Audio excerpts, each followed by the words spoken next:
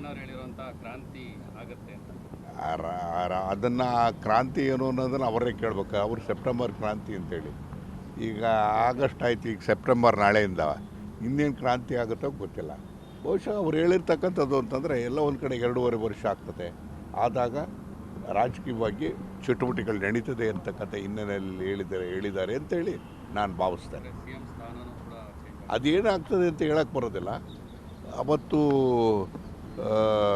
ಏನಾದರೂ ಬೆಳವಣಿಗೆ ಬಹುಶಃ ನಮ್ಮೆಲ್ಲರ ಗುರಿ ಇರ್ತಕ್ಕಂಥದ್ದು ಬಿಹಾರ್ ಚುನಾವಣೆ ಆದಮೇಲೆ ರಾಜಕೀಯ ಚಟುವಟಿಕೆಗಳು ಆಗಬಹುದು.